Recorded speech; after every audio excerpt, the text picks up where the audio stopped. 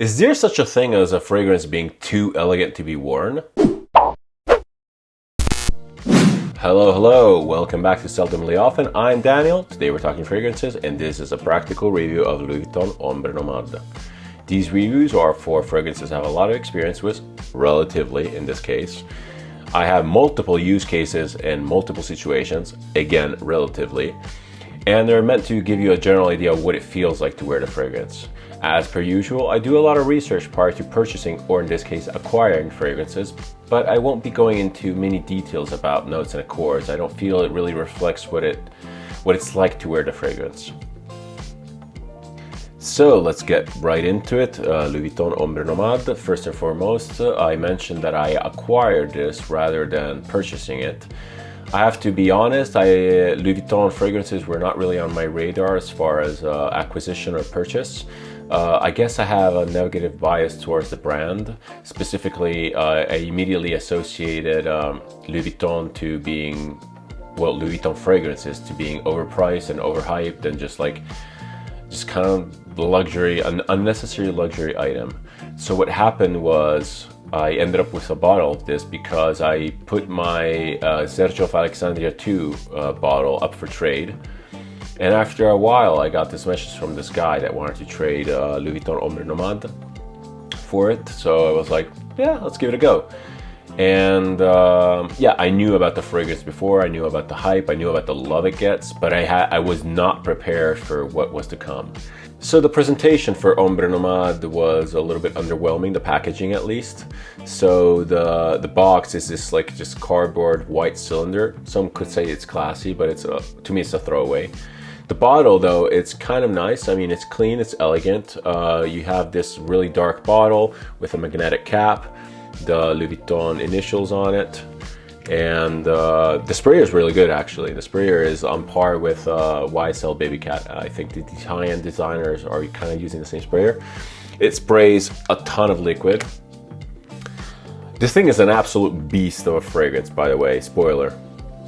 Yeah, I mean, like, it doesn't feel as expensive as it is, like, when you pick it up.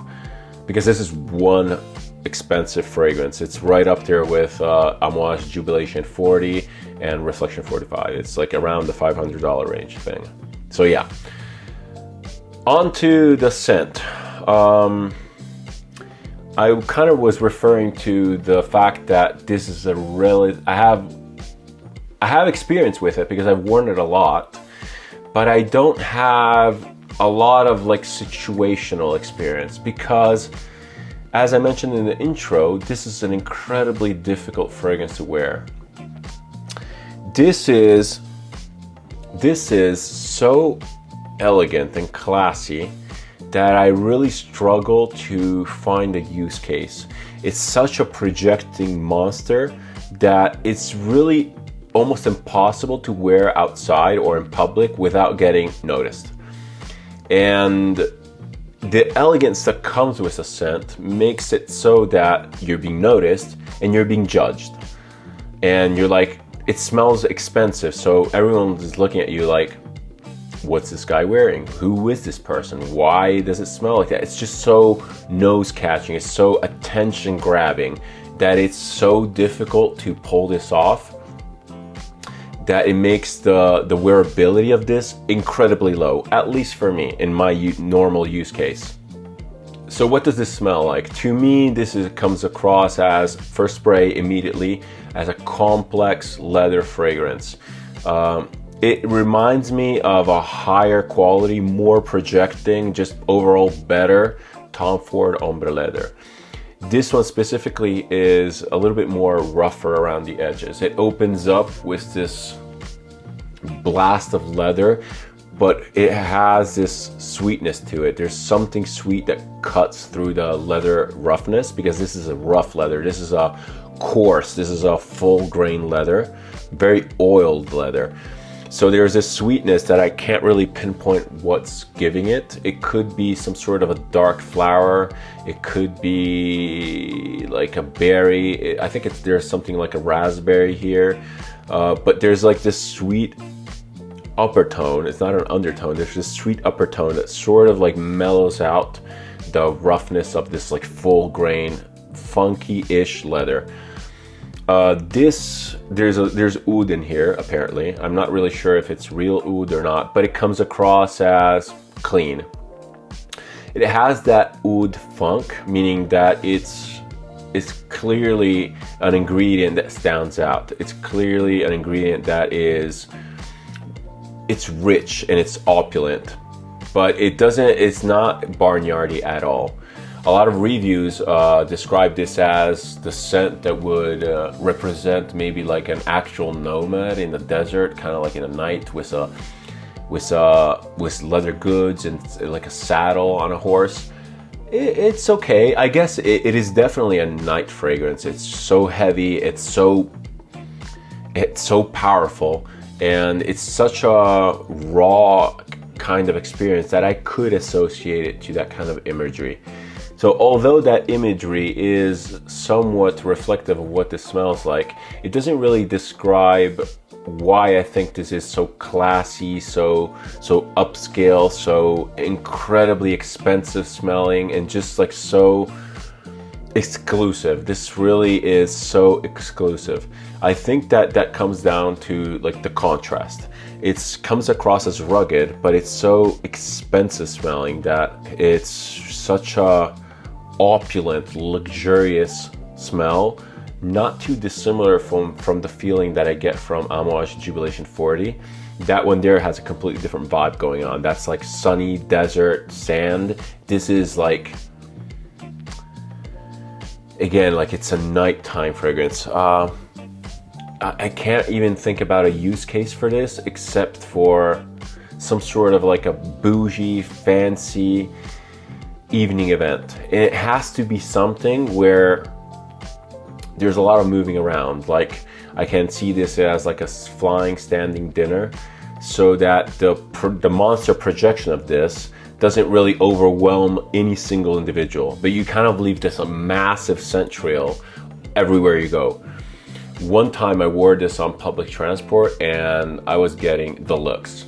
I was not dressed up for this, and everyone was looking at me like, why is this person smelling it like this? It's just so incredibly attention grabbing. It's like impossible to escape it. It's so elegant, it's so high quality that I jokingly said that if a homeless person would wear this and they could pull it off, people would just not question it. They would think that it's some sort of a rich hipster wearing some expensive, trashy clothes. It's like that kind of scent. Versatility, low. Unless you're some person that jet sets through the world and super expensive hotels and you have different meetings with people every day, I can't really see this being used every day as a signature scent, just because it's so overwhelming and so, in a way, it's so recognizable. Not that the average person knows what this smells like or knows this scent specifically, but a person will definitely recognize it a second time. If you wear this 2 times at the office, it's like wearing the same incredibly expensive dress or dress shirt or attire twice. And you really don't do that with expensive clothing. You know, you like a super wealthy person will wear something exclusive every time. So it gives me that kind of vibe. I really like this. I'm super happy I got the opportunity to own this just by pure chance. Do I think it's worth the money? This is a very expensive fragrance. It's right up there with Jubilation 40, Reflection 45, top end Amouages. This is around $500. Do I think it's worth it? I do think it's worth it. I do think that this is more worth it than the Amouages, because the Amouages are more of a statement piece. You buy it because you like Amouage.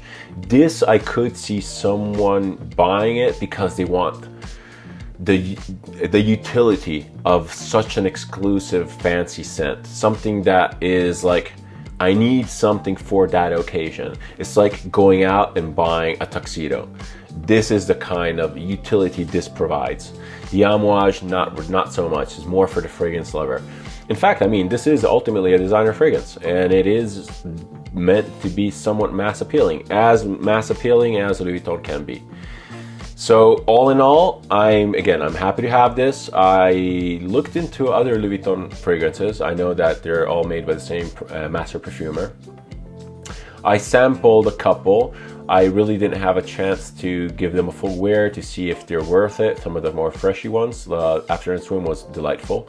Pacific Chill I really liked, but again, I can't really talk about performance on those, and I would only spend that kind of money on a new bottle if they had exceptional performance. Last but not least, I do think that this is a little bit more masculine leaning. It has that really rugged, coarse leather feeling. I guess a woman could pull it off, but it's clearly not a feminine scent, especially in the dry down. The dry down for this is dusty, it's leathery, it's oody.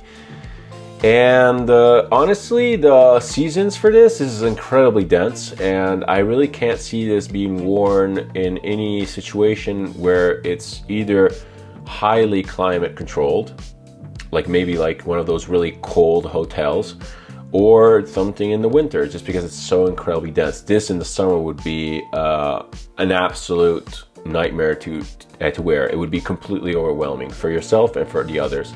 Again, it is a nightmare as it is. It's way too beastly. I mentioned the insane projection that this thing has.